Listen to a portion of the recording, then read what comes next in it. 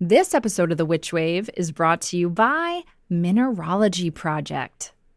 I'm excited to announce the launch of a new online course from Mineralogy Project, Presence with Crystals. This series of educational meditations blends geology and energetics and supports you in building a daily meditation practice. Check out Mineralogy Project on Instagram and register for Presence with Crystals today via the link in their bio.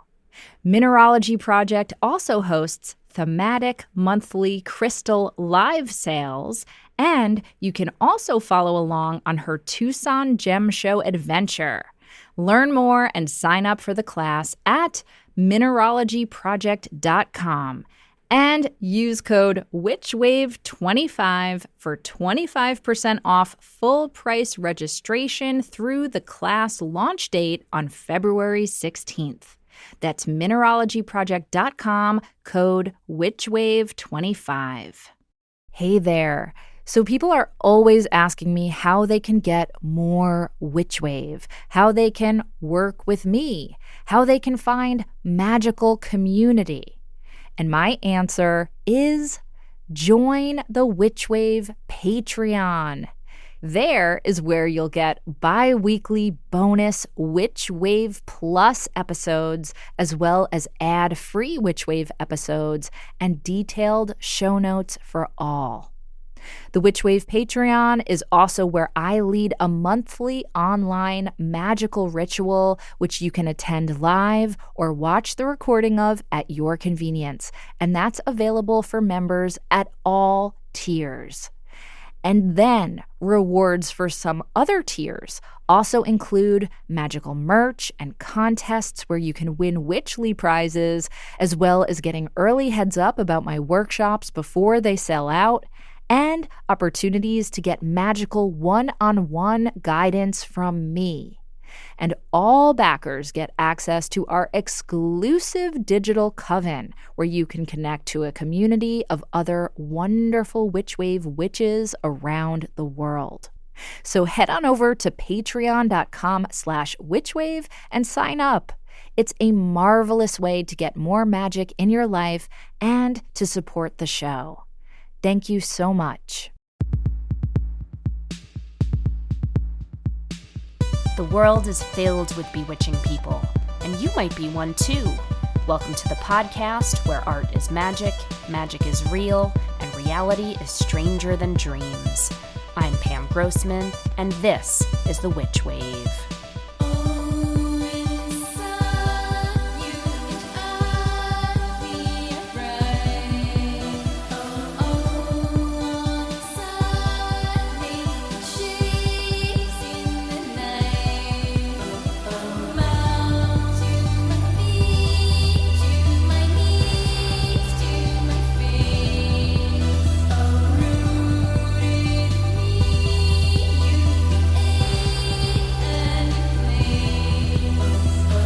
Hello, and welcome to The Witch Wave. Happy February, everyone. Happy Black History Month, and happy almost Valentine's Day. It is still freezing cold here in New York City, and much of the country is covered in ice of all kinds, pun intended. And on that note, we are thinking of our friends in Minnesota. Do check out the website standwithminnesota.com. It's a list of organizations that could really use your attention, your donations, your volunteering, your money, etc. And I know sometimes those lists can get a little overwhelming in terms of which ones to support. And here's where Giveomancy comes in. You can just randomly pick one. You can ask Spirit to guide your fingertip on the screen to the one that you feel called to or that Spirit is calling you to. And that's good enough. Better to do something rather than nothing. But anyhow, I wouldn't blame you if you're feeling angry or scared or blue or just kind of over it all right now. But I have to say, that I happen to love Valentine's Day. And yes, I'm very biased because it's also my birthday, and I love taking this holiday as an opportunity to reframe what, in fact, a love spell is. And I'm pretty qualified, if I do say so myself. In addition to being born on February 14th, I've taught classes on love magic. In fact, you can download my Enchanted Heart Love Magic for Modern Times workshop over at witchwavepodcast.com/shop if you're so inclined. And I've also cast public love spells and written about love and witchcraft for years. And so it's a topic that is very close to my heart, and I would love for us to consider that love spells can be so much more than trying to make someone fall in love or in lust with you. I know that's traditionally what we think of a love spell as, and in fact, love magic is some of the oldest known magic there is. Archaeologists have found written love spells on cuneiform dating all the way back to 2200 BCE in Iraq. And if you look at some of the most studied spellcraft texts, such as the Greek magical papyri, which dates back to around 100 BCE, you'll see that they are stuffed with love spells. Now, unfortunately, a lot of these love spells are what I would call non-consensual, to say the very least. They're often about trying to make someone desire you, usually without their knowledge. And a lot of those old spells are even about trying to control someone and make them do what you want sexually and otherwise. And it hopefully goes without saying that I'm not about that kind of magic, and I strongly advise against doing any kind of love magic that is about making someone do something against their will. Now, I do approve of doing love magic to attract an unnamed, non-specific partner or partners. So a spell that you cast to generally find love or conjure a good and loving connection with someone else is great, as long as you leave space for spirit to fill in the blank of who that person or people might be. I also adore love spells that partners do together to strengthen their bond, fan the flames of their desire, or to use the energy of their attraction to manifest a shared goal, sex magic style. But the older I get, the more interested I am in broadening the parameters of what we mean when we talk about love magic. Because love takes so many forms, and gods know we need more love of all kinds. So maybe this Valentine's Day, you want to cast a spell for self-love. Maybe you do a ritual to honor the love you have for a child, a parent, a familiar, or a friend. These days, I'm increasingly interested in generating collective love. And as far as I'm concerned, engaging in intentional protest, volunteering, or donating to causes you care about is absolutely a love spell in action. Love is the magic of connection.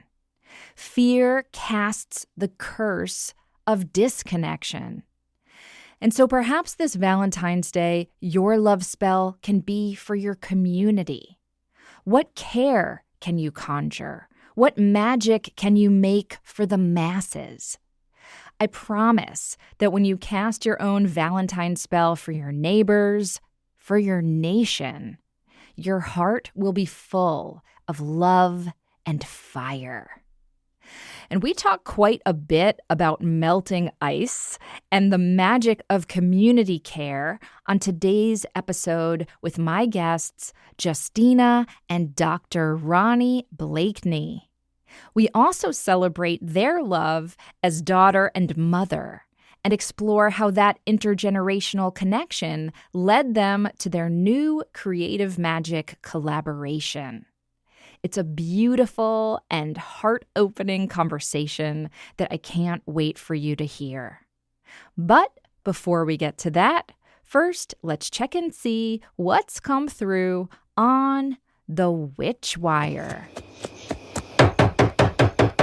Who is it? Witches! Hi, Pam. My name is Eleanor Flowers. You might remember I wrote to you way back when in 2022 regarding a little poetry problem I was troubled with.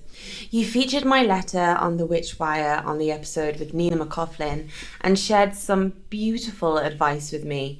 At the time, I was struggling to publish my debut poetry collection, Love Story, and you assured me, in keeping with the theme of the episode, which was metamorphosis, that my project would grow its wings.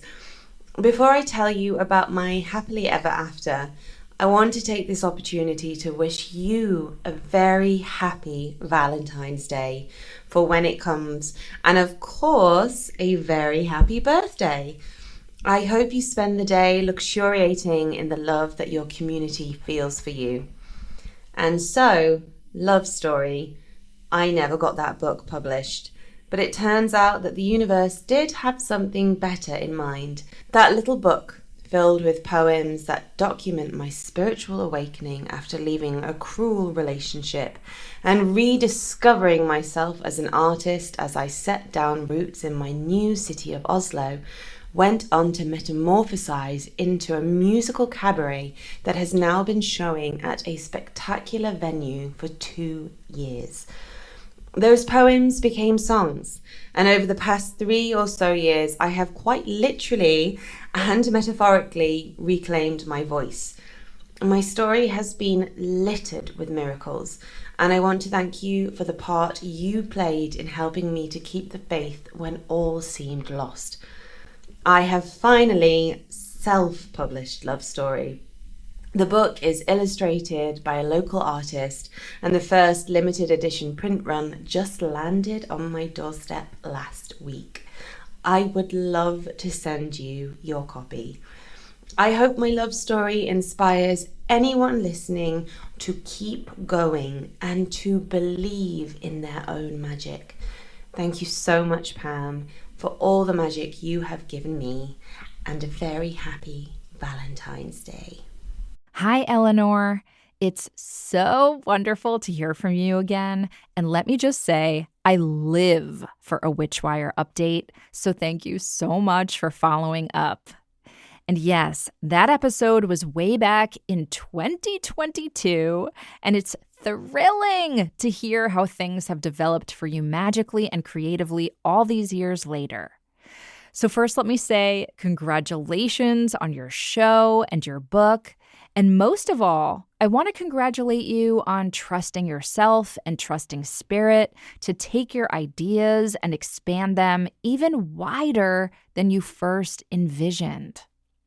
And you make a really important point, which is creative force doesn't work on our limited timeline. I write about this a lot in Magic Maker, even as I sometimes struggle to follow this advice myself at times, which is to remember that magic isn't always linear. It transcends time and space, and it goes at its own pace. It doesn't care if something takes a week or a year or 10 years. And sometimes creative force shapeshifts. There are so many occasions when current creative material ends up being compost for another project down the road. Or sometimes, as with your project, Eleanor, it's a seed that ends up growing into a much bigger garden than perhaps we even imagined. The only job we have as magic makers is to keep showing up to meet spirit halfway and to keep offering our attention and presence and time to creative force. Creativity is an act of devotion. It's its own love spell. And I'm so thrilled that your own love story is now flourishing in so many different forms. I can't wait to read your book. And hey, maybe someday I can come to Oslo to see the show. In the meantime, thank you so much for keeping me updated, and I'm sending you my love and very best wishes for a very happy Valentine's Day. Now, on to my guests. Justina and Dr. Ronnie Blakeney are the daughter and mother team behind the Grow Oracle deck and book. Justina Blakeney is the founder and creative force behind Jungalow, a lifestyle brand and creative studio known for its celebration of bold color, pattern, and intercultural symbolism. Architectural Digest recently named Justina one of the 20 most famous interior designers working today. And she's also a visionary artist, designer, and New York Times best-selling author. Her mother, Dr. Ronnie Blakeney, whom she sometimes calls Bubby, is a Harvard-trained developmental psychologist and a lifelong guide for growth and healing. Whether she's consulting at the White House, founding a therapeutic school for adolescent girls, or so much else, her work bridges deep emotional wisdom with practical tools for change. So you can see why Justina and Ronnie's magic together is a highly potent blend. And I was so thrilled to speak with them about their Grow Oracle deck and their creative collaboration overall. Justina and Ronnie joined me remotely from Justina's office in LA. And you can watch the video of our conversation over on my YouTube channel, which is at Phantasmaphile.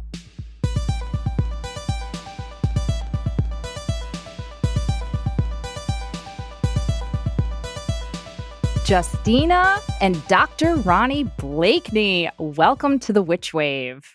Thank you. I'm so happy to have you both here. And this is a Witch Wave first, in that I'm talking to a mother and daughter. And it makes my heart so happy. This is just so lovely. I want to start by just saying that Justina and I met last year. We were sitting across from each other at a dinner, a beautiful outdoor dinner that was put on by the Library of Esoterica and House of Hackney. And we got to talking, and Justina, I really liked you, and I thought you were really sparkly and lovely.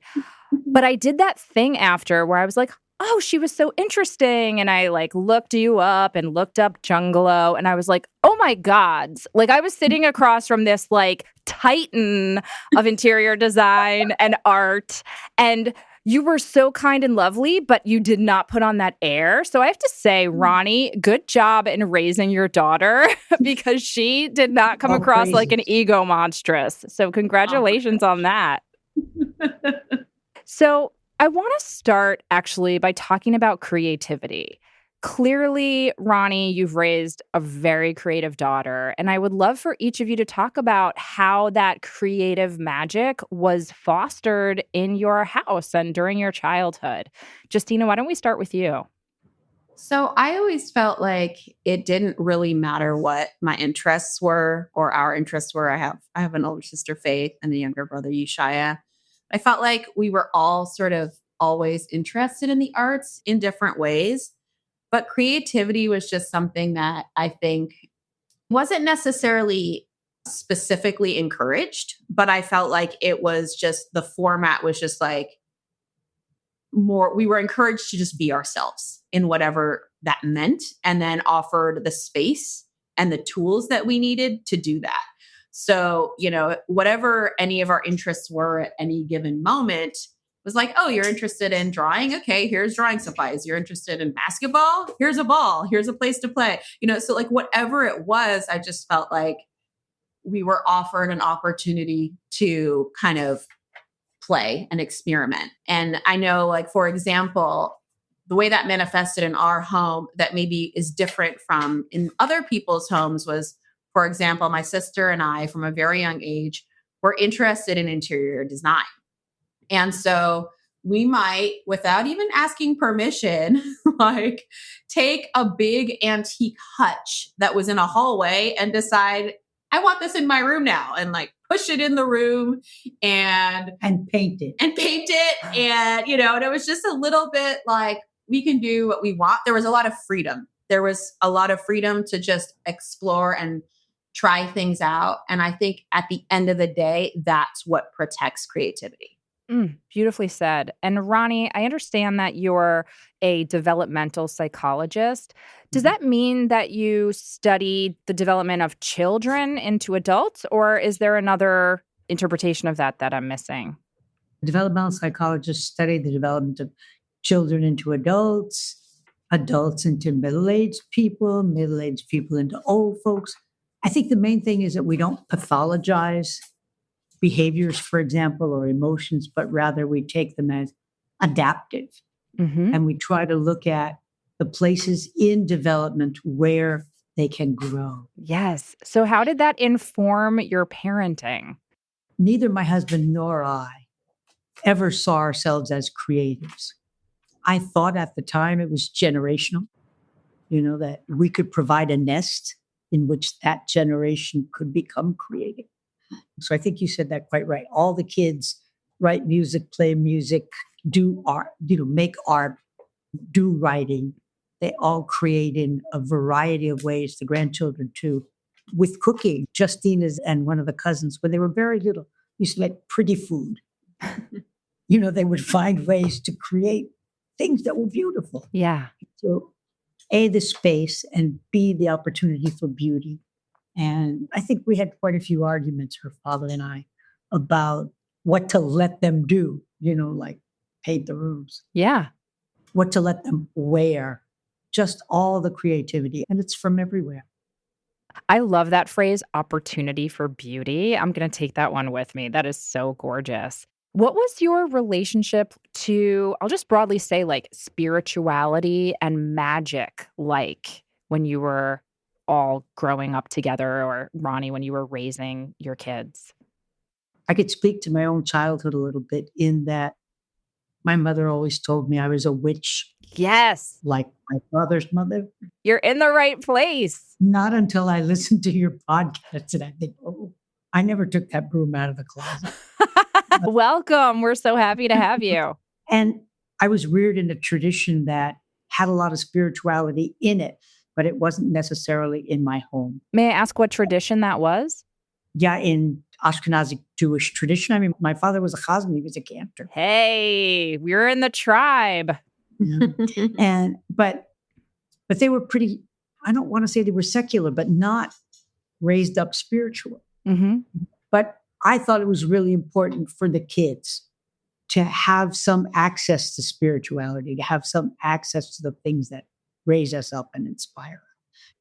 Yeah. Justina, what was your experience like in terms of how spirituality or magic was introduced to you when you were growing up in that household? I think spirituality, obviously through a lot of it was through the lens of Judaism, because I grew up, steeped in Jewish culture and Jewish tradition.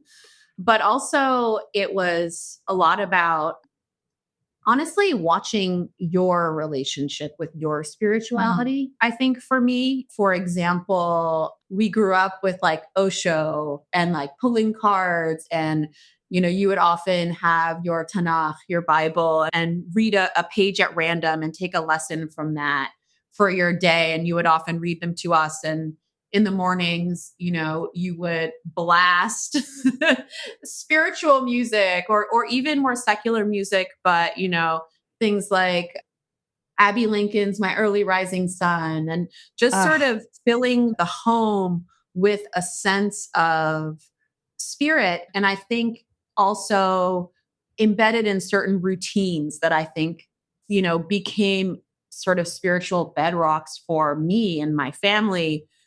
For example, we had very big, very community-oriented Shabbat dinners every Friday where, there would be anywhere from the 5 of us, but usually at least 12, all the way to 30. 20, 25, 30 people every Friday night at our home for dinner.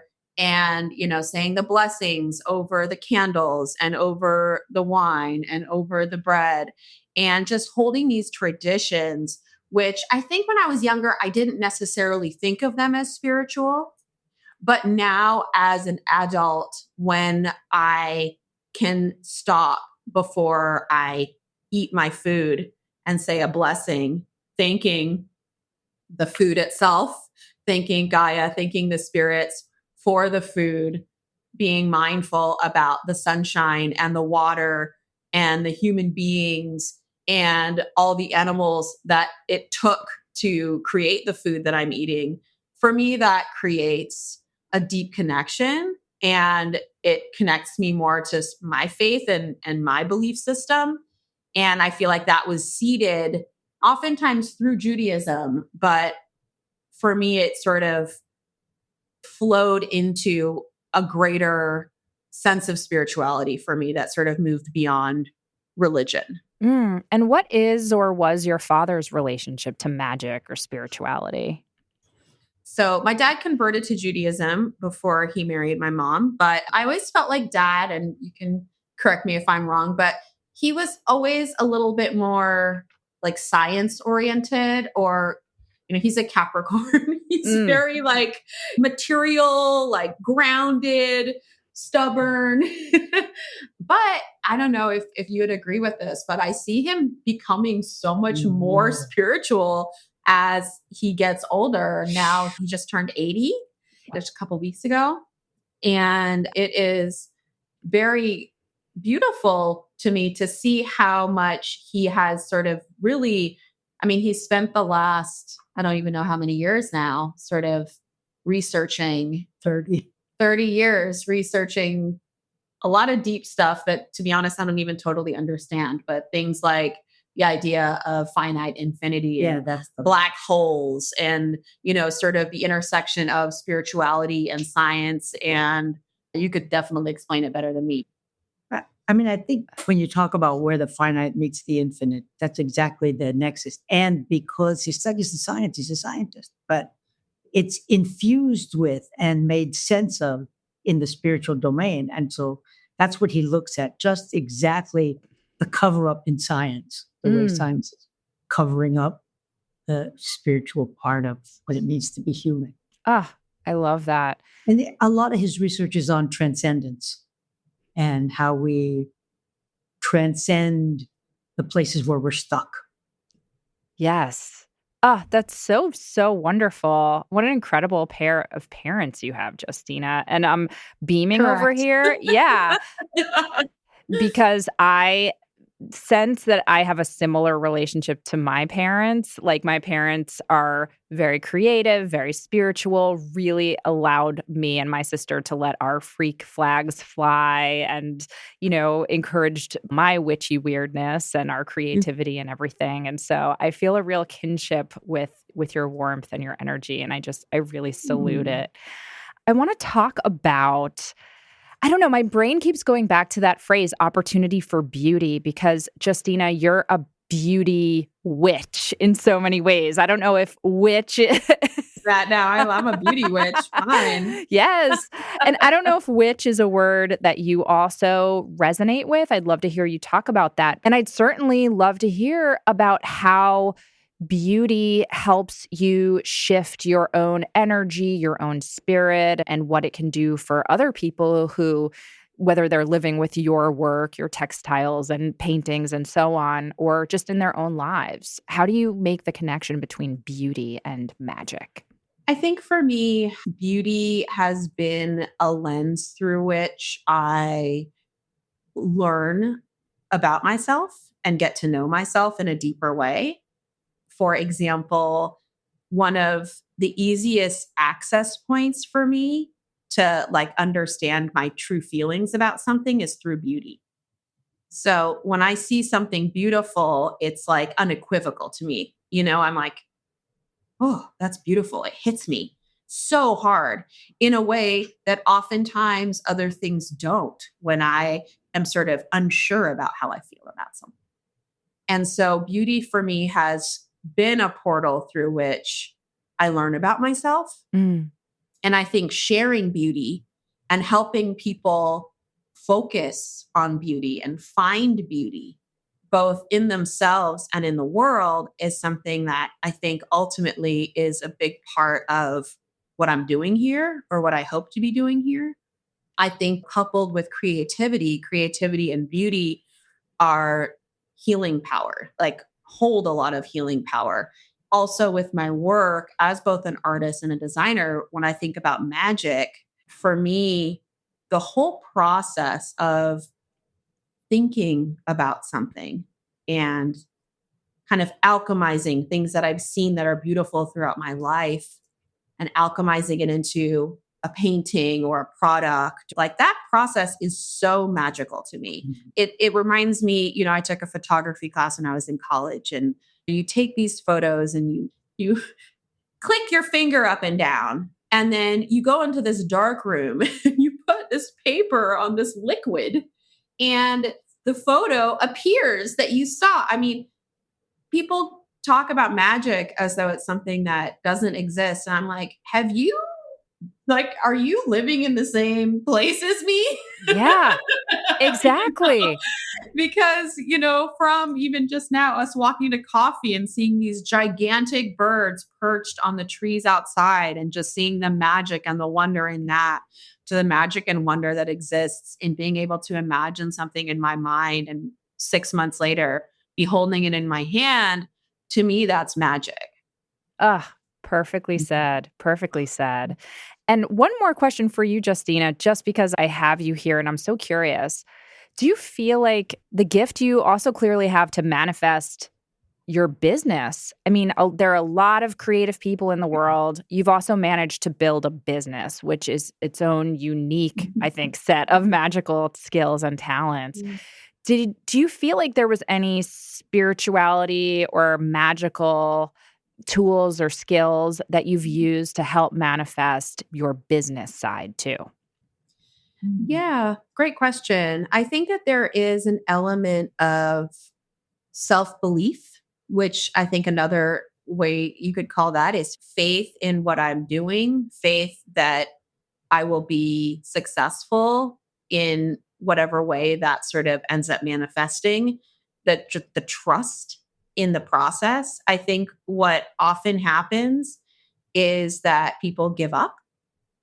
And in business, I think really what needs to happen, if you want to continue, is a pivot and not a giving up. And I think the road, it's always unknown. You don't know what challenges you're going to face. You don't know what's right around the bend, but holding on to faith, holding on to that belief instead of sort of falling into fear, to me is like maybe the most important business tool that you can have, because you just have to trust in it and see things through, and also stay in the knowing that you don't know. That part right there. Exactly. And Justina, I met your business partner at that dinner too. And forgive me, I'm forgetting their name. Sarah. Yes. You clearly have such an alchemy between you. And then clearly you and your mom have a creative alchemy between you as well. Let's start talking about that alchemy, because we're here because the two of you have joined forces to create this beautiful oracle deck, and I'm going to hold it up to the screen. It's called Grow, which is a beautiful deck of cards, which, Justina, you have painted the cards. And tell me actually how you kind of divided and conquered the writing of the book. Did you write it together, or Ronnie, is this your writing? I drafted a lot of it. Yeah. But by drafting, I just mean I got all the vegetables ready on the counter. And then we put it together and mushed it. Yes. So now when I go back and read, which I do every day, I say, oh, I didn't write this beautiful part. Justina must have written that beautiful. But we really did. I mean, except for the rough drafting of it, we really did almost all the writing together. Gorgeous. Yeah. Gorgeous. On that note, we're going to take a quick break and we'll be right back. This episode of The Witch Wave is brought to you by Blessed Be Magic Jewelry. I've been noticing something lately, especially in the conversations we have here on the Witch Wave, which is that so many of you are drawn to magic that's subtle, magic that's intentional, integrated into daily life, and deeply personal. And that's why I want to share Blessed Be Magic. They craft minimalist, elevated jewelry for modern witches. These are beautiful pieces inspired by powerful symbolism made to be worn every day. Think witchcraft and goddess charms, talismans, and sacred symbols that feel quietly powerful. Not costumey, not loud, just intentional. And I think listeners here on the Witch Wave will really appreciate that because so much of what we explore on this show is about weaving magic into the ordinary, into our creativity, and into living with purpose and presence. And Blessed Be Magic's jewelry really supports that way of living. And what also stands out to me is how the witchcraft community raves about their pieces. They have over 3,000 five-star reviews, and again, witches say that these are the pieces they never take off. Jewelry they wear to ritual, to work, and everywhere in between. You can visit blessedbemagic.com to explore jewelry made to honor your path. That's Blessed Be Magic, spelled MAGICK.com, and use code WitchWave for 15% off your first order. The Witch Wave is brought to you by BetterHelp. Yes, it's February, the month of Valentines and candy and flowers, and lots of chatter about dating and relationships. And sometimes it can feel like everyone else has it all together in their love lives. But whether we're married, dating, or single, the truth is most of us are still figuring it out and finding our way. And I'll just speak for myself here. I've been with Matt for 21 years, and we absolutely adore each other. But over that time, we've had all kinds of ups and downs to navigate as a couple and also as individuals. And therapy has really helped each of us become better partners and also become better caretakers of ourselves. I've said it before, but I truly believe that one of the best love spells you can cast is a self-love spell. And likewise, I think one of the best ways to become a good and, yes, more attractive partner is to go to therapy. So no matter where you are in your romantic journey, therapy can help you find your way. It can help you get to know your own needs and desires. And hey, maybe that's the desire to be single, which is fantastic. But by identifying what you want and making space to explore your own perfectly imperfect love life, you can take pressure off of yourself and figure out what's right for you. Therapy can help you identify what's weighing your relationships down and find ways to brighten and lighten them again, especially your relationship to yourself. So whether it's for individuals or couples, therapy is an opportunity to identify what's getting in the way and help remove any blocks between you and the life you desire. And with BetterHelp Online Therapy, finding that support is more accessible than ever. With over 30,000 therapists, BetterHelp is the world's largest online therapy platform, having served over 6 million people globally and averaging a rating of 4.9 out of 5. To get started, you just have to fill out a brief questionnaire online to get your therapy match. Sign up now and get 10% off at betterhelp.com/witchwave. That's better, HELP.com/witchwave. Hi, Witch Wavers. I know, and you know, you want some Witch Wave merch. And our print-on-demand merch site is now available through Dashery. So if you want to get different variations of our gorgeous Witch Wave logo designed by Thunderwing, or our Witches Are the Future catchphrase designed by Lara Antal, printed on everything from t-shirts, mugs, totes, stickers, magnets, notebooks, you name it, you can. Shirts come in different styles and fabrics and are available in sizes small through 5XL, so you can order whatever you'll feel you're most comfortable and most magical in. So head on over to witchwave.dashery.com. That's witchwave.dashery.com, or you can click the Dashery link in the Witchwave shop over at witchwavepodcast.com/shop. Welcome back to the Witchwave. So let's talk about the seed, if you will, of Grow. How did this idea come to you? So I've been wanting to work on a deck for a long time. I think that for me, I knew this wasn't something that I sort of wanted to take on my own. And I think because I am in a chapter of my life right now where I am seeking collaboration, I really sort of wanted to do this with a partner. And it was very easy for me to decide who I wanted to work on it with, because I knew I wanted it to be something that had the magic and the beauty, which, is parts that I think I can bring to the table, but that I also wanted it to be grounded in wisdom and in the kind of wisdom that you can only glean from being on this planet for a certain number of years.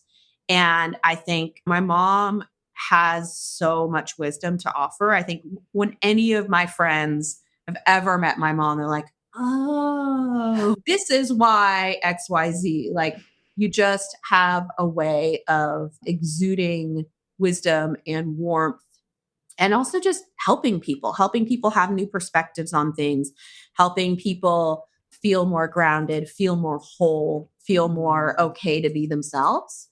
Always felt that way about you. And so it was also just me wanting to platform you and be able to share your wisdom at sort of a broader level, because I have gotten so much out of that my whole life. And so I just am like, I should share the love, spread it around. So I just picked up the phone and I had the idea, and this is very Aries of me. I had the idea, I picked up the phone and I said, do you want to work on the, and I said, sure. Before I Who's could even calling? figure out, before I could even get the words out, he'd already agreed. And so we met that same week and just started brainstorming. And I kind of shared the high level idea that I had, which was to do an oracle deck where each day we offered readers or practitioners the opportunity to focus on one specific thing. And that was sort of the initial seed of the idea. And that turned into Grow. We watered it, fertilized. 2.5 years. Wow. And Ronnie, what was your approach and your intention for the deck?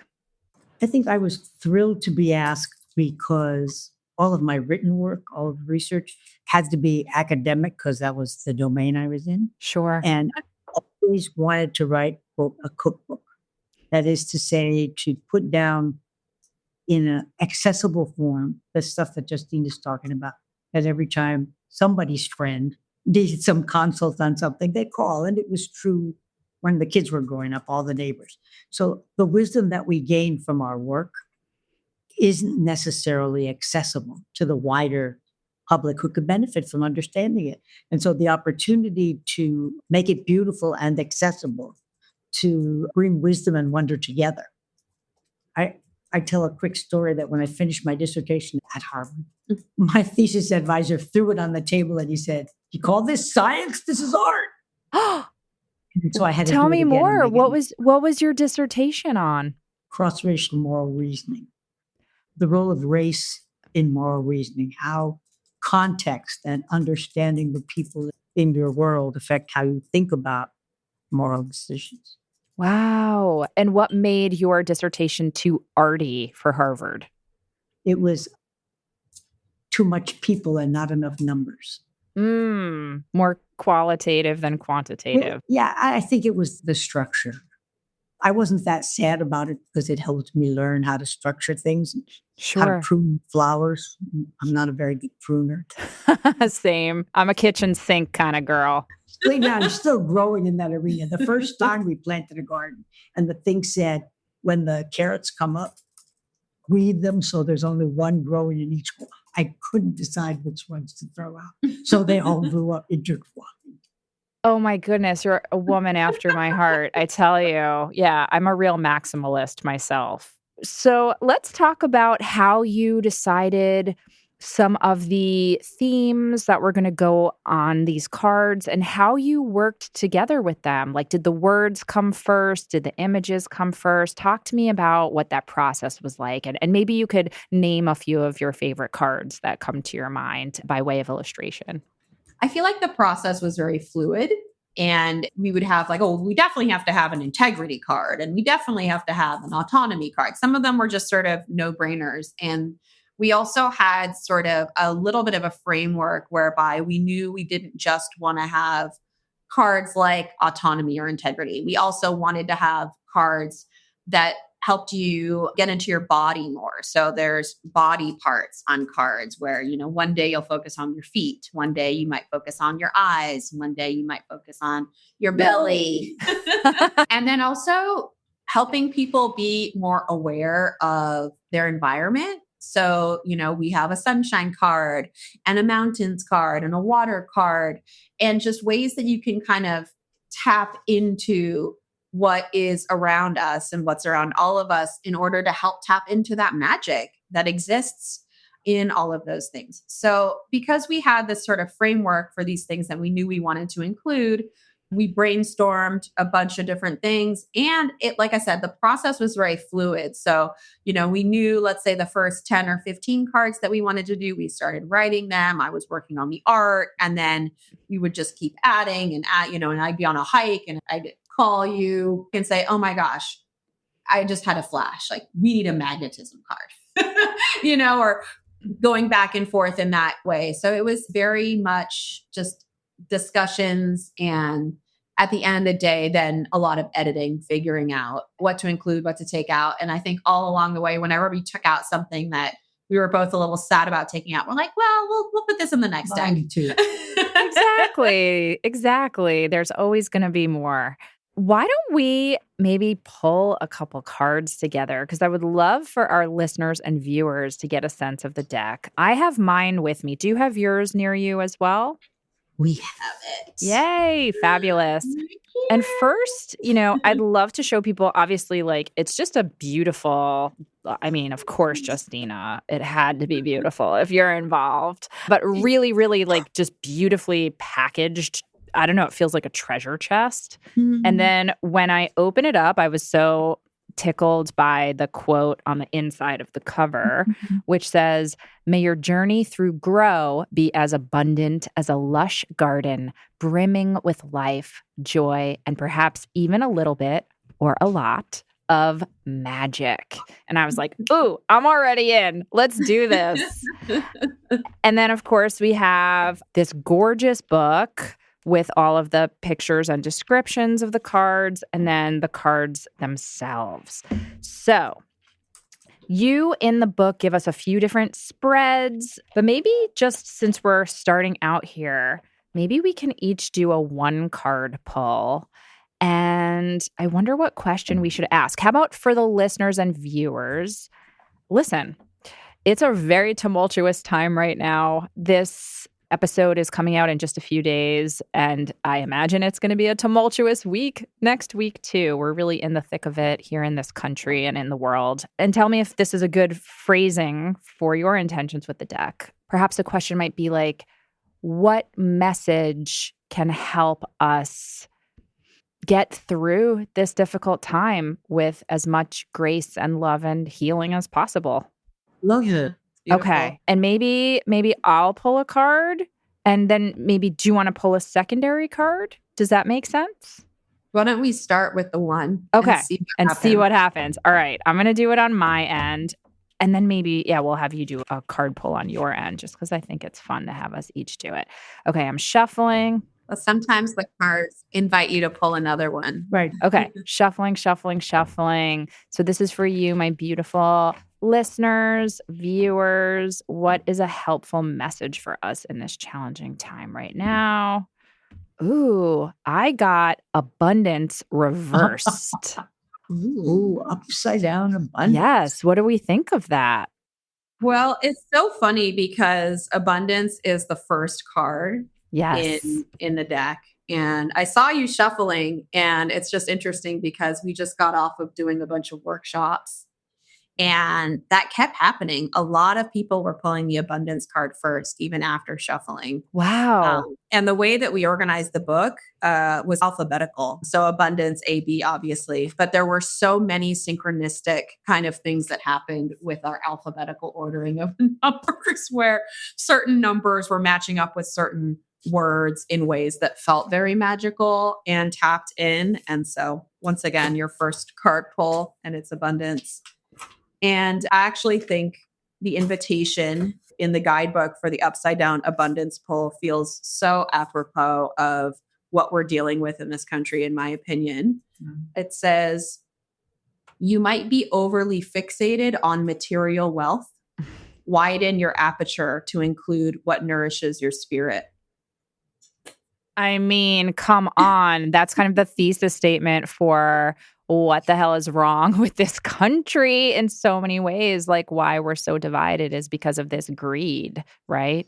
That's my read on it. Yeah, definitely. And then in the book, after the invitation where we sort of give you a high level thing of something to think about, we move on to a section that's called Get Curious, which talks a little bit about the science behind sort of what this idea or concept is. And my mom shares from a developmental lens kind of ideas of how to think about the topic. Oh, Ronnie, I'd love to hear you talk about that. Well, for example, with abundance, the research on people oriented to abundance and oriented to scarcity, you might think growing up in a time of scarcity, war and want, et cetera, would lead to a sense of scarcity as an adult. And growing up in a family where there was abundance, you would grow up abundant. So the idea that we create our own sense of abundance and scarcity, despite the specific conditions, we're not conditioned by the conditioned. We're the opportunity for beauty, the opportunity for growth. We have the opportunity to see the world through that wider aperture. And I think Justine's father, my husband, damn near 60 years, is a great example. He grew up a really hungry child. First article we ever published was called I Was a Hungry Child. And he grew up picking cotton. People say, oh no, he couldn't have grown up. Yeah, he grew up picking cotton in the cotton field. And 13 brothers and sisters. And he has such a sense of gratitude, such a sense of abundance. It's really overwhelming. And so the science behind that is some of what goes into each card, the research on. Yeah. And, to bring it back to what we talked about, when you asked the question before the card was pulled, in this country, it seems like people who already have so much, it's just never enough. And so, they are actually looking at the world through a scarcity lens as well. Exactly. We can look at it and really see the reverberations of people not tapping into their own inner abundance when, it's available to us all if we are able to tap into it. And I would add, in my experience, the more generous I am, the more generative it actually feels. Like that scarcity mindset makes you feel so isolated and it really makes you feel like your resources are limited. But when you share your creativity, your food, your money, whatever it is, it somehow magically seems to generate more of it, or at least a feeling of abundance and love and connection that seems to kind of multiply. I definitely agree with that. I've experienced that. And I think, again, the opposite is also true. So the scarcity lens is degenerative, Bingo. and that kind of pulls you down into a downward spiral, in my opinion. So in the book, we offer activities that go along with all of these cards. And so that's a really fun thing, that you have an opportunity to focus on a different activity. And then we offer reflections that you can do after you've done the activity of the day, and you're journaling in the evening or sharing with your partner what the experience was like for you. We have questions that offer reflections, and the reflections are a really important part of the growth practice because it helps you integrate the lessons that you've learned along the way. So that is a really sort of exclamation point part of the exercise that we offer through the book. And as expected, this card is an amplifier. And so there are 10 amplifier cards in the deck, which suggest that you pull another card to see what it sort of says in relation to abundance. So, right, in relation, what area of abundance do you need to grow? And my girlfriend also pulled abundance, the first card she pulled when she had her deck. And she said, well, I already have an attitude of abundance. And she does. She has like 17 grandchildren. Whoa. That's incredible. Right. But the amplifier card that asked you to pull something else. So what did she pull? Time. We're all just turning 80 and facing that. And do we see whatever time is remaining? Of course, we don't know. As abundant, I still have time. Or I don't have time. What am I going to get done? Mm-hmm. So the amplifier card allows us to pull an area of abundance related to abundance and scarcity that we want to grow. So should we pull another card? I think you should do it. Let's see what it's asking us to amplify. On that note, we're going to take another quick break and we'll be right back. This episode of The Witch Wave is brought to you by Robin Rose Bennett. I constantly talk about and write about my mentor, the Green Witch, Robin Rose Bennett, because working with her changed my life and expanded my magic and my sense of self. So I am thrilled that more people can learn from her now via her new online course, Green Witch's Apothecary, Herbal Medicine, Moon Magic, and Sacred Rituals. And while Robin Rose believes that Earth is the only teacher you'll ever need, it's helpful to have a translator. And I can think of no one better than her. The Green Witch's Apothecary is Robin Rose's lively, self-paced 12-module course that you can engage with at your own rhythm. Now, this course is not for you if you're looking for a quick fix or surface-level information, or if you think medicine has to taste bad, be complicated to make, and require expensive ingredients. However, if you're looking for deep, rooted learning, fun classes, and friendly recipes that are effective, made from easily accessible ingredients that save you a ton of money, then Robin Rose's course is a dream come true. It's beginner-friendly, yet rich enough for long-term practitioners. And it is full of storytelling, practical medicine making, rituals, and seasonal teachings. Bring magic into the everyday and heal your body, mind, heart, and soul. Sign up for the Green Witch's Apothecary online course now to meet the incredible healers we call plants and to hear stories from Robin Rose's decades of experience as an herbalist and green witch. I truly can't recommend learning from Robin more highly, and as further incentive, she's offering a special 10% discount for Witch Wave listeners with code WitchWave. So make some green magic with Robin Rose today and sign up for the Green Witch's Apothecary online course at robinrosebennett.com. This episode of The Witch Wave is brought to you by Mithras Candle, my favorite. As we move through the quiet heart of winter toward the first whispers of Imbolc, our rituals require a steady, gentle radiance. For 10 years, my mythic and scientific friends in Philadelphia have been handcrafting that exact kind of radiant light at Mithras Candle. Our ancestors held beeswax as sacred. They used the finest beeswax, creating hand-dipped Byzantine pillars that carry a natural honey floral aroma, a heavenly scent like a bridge between the physical and the ethereal. These are gorgeous tools made with soul, designed to carry your intentions exactly where they are needed.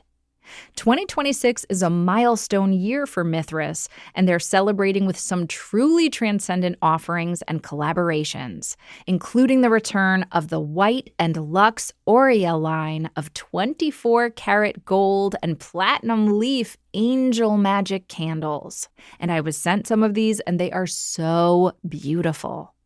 And for those looking toward the turning of the wheel, keep your eyes peeled for a special new candle release specifically for spring, a fresh glow for a new season. Ready to illuminate your space with arcane luxury? Visit mithrascandle.com and use offer code WitchWave for 26% off your first order. That's M as in magic, ITHRAS candle.com. Light the flame and enlighten your world. This episode of The Witch Wave is brought to you by Amanda Marie of Ace of Wands Tattoo, Tarot, Art, and Magic. Amanda is a multidisciplinary artist, a practicing witch, tarot reader, folk herbal priestess, and a tattoo artist of 16 years. Her studio, Ace of Wands, is located in central New York, and it's a space that facilitates inspiration, expansion, transformation, and healing through the use of intention, art, and tattooing.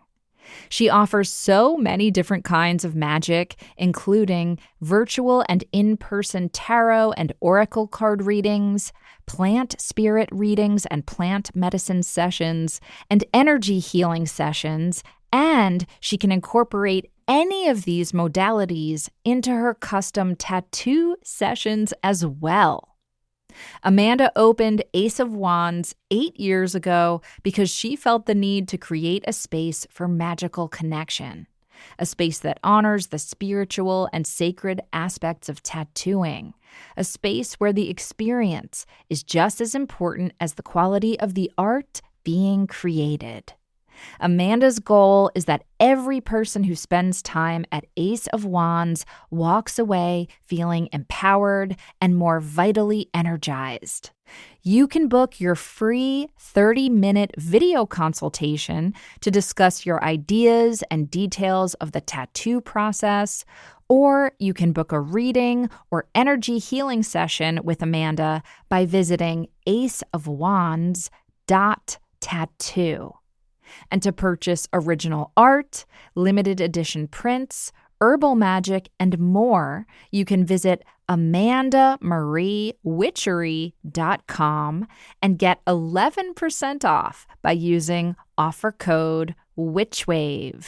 Welcome back to the Witch Wave. Right, Bubby, I'm going to have you fill it. I'm going to hold the deck for you. Ooh, I like your vibe as you're doing this. I feel so calm. Sunshine. This is for all you East Coasters. Please, we need it so badly. Yeah, we're like iced in still over here in New York City. So more sunshine. Thank you. I actually do love this because sunshine does melt the ice, and we really could use sunshine on many, many levels. I'm saying, I was talking literally, but obviously metaphorically, we need to get ice the fuck out of the country. Correct. Shine it up. Let's melt this ice. Melt ice abundantly, please. Oh, I love that. That's really amazing. So, so powerful. Pam, you asked the question to begin with about this tumultuous time and what's going on in our country. That's right. That's so right. And I thought to myself, yeah, abundance has something to do with that. But then when we pulled the sunshine, melting the ice, I said, that's magic. That's magic. That's so true. It also, in my mind, gives us a direction that we don't oppose ice with ice. We oppose ice with sunshine. I even think we have a story on the sunshine card about who's stronger, the wind or the sun. Yeah. So that really gives us a message. It melts my heart. Oh, I love that so much. The sun doesn't have to blow and blow. The sun just has to shine and sort of Yes. beam out its rays in order to be strong. So, yeah, it's a beautiful message. And let me just say, too, what this makes me think of is like the protesters in Minnesota, certainly, but all over the place. So many of them have brought this spirit of like love and joy and irreverence and creativity. It's not just anger and fury. And anger and fury are important, too, I think, as fuel. But in terms of like the actions, I'm seeing an abundance of sunshine when it comes to the energy that people are bringing to protests. And I find it really moving. I was thinking about how on the West Coast, there were a lot of protesters who were wearing like dinosaur costumes and unicorn costumes that went viral a little while ago. And now in Minnesota, like the amount of creativity and like things I've seen that have made me laugh and that have made me feel more joyful and more hopeful. Yeah, I love that. And I agree with that. And I also just want to mention the sun ain't no joke. Okay, like talk about powerful, talk about power. You know, it's not to be discounted, right? Like how powerful the sun is. And I think for me, metaphorically, the sun has this very uplifting and joyful, and, you know, it adds light, you know, and I think that all of that is so important, but also the power that it holds is like nothing else on this planet, really. No. Well, not on this planet. Nothing else off this one. I don't know about the whole cosmos. In the universe, in the galaxy, that's for sure. And it's life-giving for sure, but also, whoa, is it powerful? Yeah. Oh, I love this. I love this.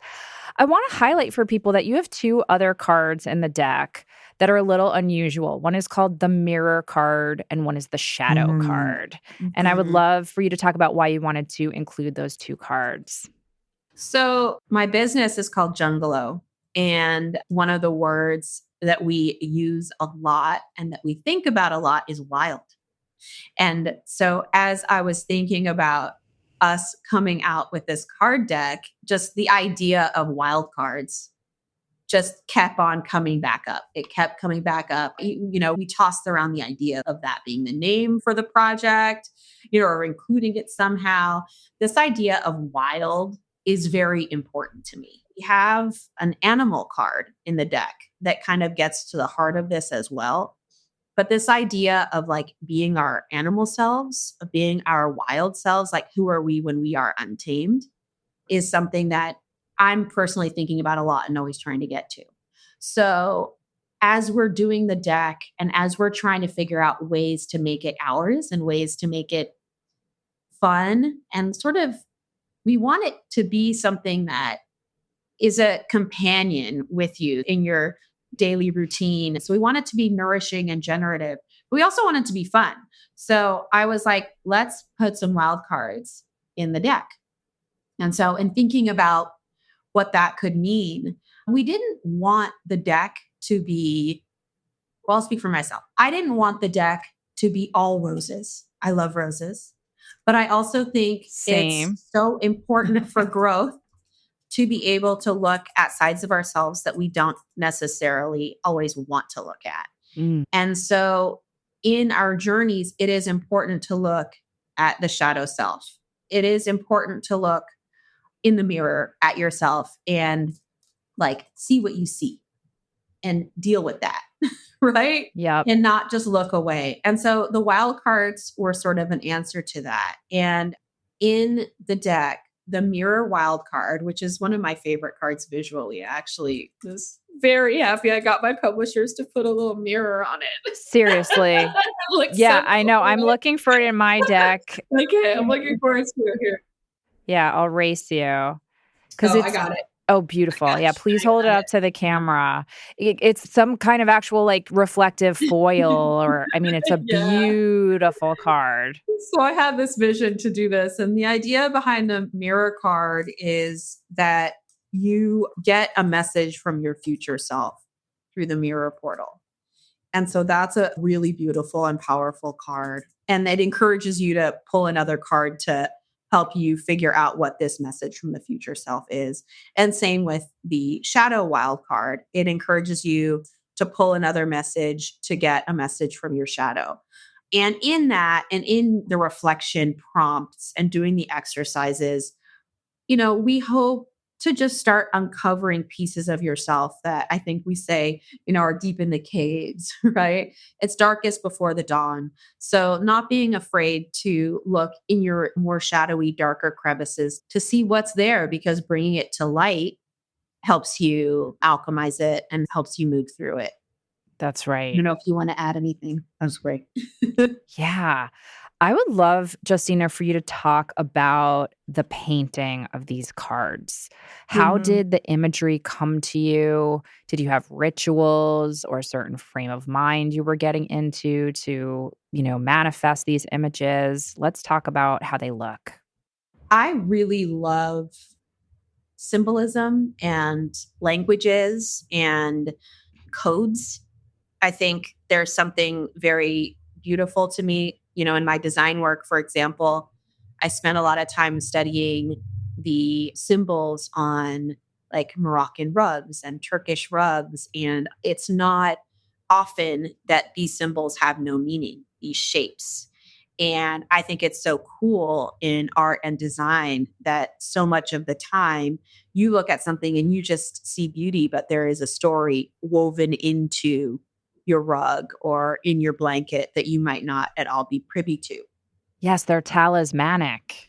Absolutely. And so for me, that was something that, as a designer, I spend a lot of time thinking about what kind of symbols am I imbuing in the work that I do. Sort of people have rugs in their homes that I've designed. People have blankets that they wrap themselves up in that I've designed. And how can I offer a blessing, a symbol, a protective device, something in these items that people are bringing into the most intimate areas of their homes? How can I imbue that with beauty and with protection? And so I took the same approach for the cards. I wanted them to have sort of a visual language. So I decided to kind of make them all be in a similar kind of geometric, abstract style. Did that also because I want people to be able to glean their own meanings out of them. I didn't want them to be too prescriptive. I want people to be able to look and see what they see. We've been telling a funny story about card number 45, which is the transformation card. And for a while, my mom kept bringing up in passing, was talking about the bobcat card. Once I realized what you were saying, I was like, I don't know what you're talking about. I'm not sure I know about this bobcat. And it it turned out that to my mom, it was a bobcat. To me, it was a butterfly. And that honestly is very cool. And I love it. I love that we're seeing different things in it. I hope you all see different things in it. Yes, to me, it looks like two people kissing. Like two people kissing. Yeah. Wow. It can also look like a single person is maybe a tiny bit cross-eyed. Well, looking at their nose, I'll say it that way. Yeah. And let me just say, too, it's so wonderful to see a deck that feels so inclusive, just like of different skin tones and cultures, because so many tarot decks, certainly, but a lot of oracle decks still, unfortunately, still are like coded white, like white skin. And I love that your deck feels like it is for everybody. Thank you. Yeah, I think that inclusivity, because it's inherent in who I am as somebody who's multiracial, is something that always shows up in my work as well, not just through sort of showing different skin tones, but also on a cultural level where I'm pulling in from different cultural traditions as well as I look at the symbols. And if you know about any of these things, you'll see them in the deck. You'll see a hand and with an eye on it and recognize it as a hand of Fatima or a hands up. And you'll see these different symbols coded throughout the deck.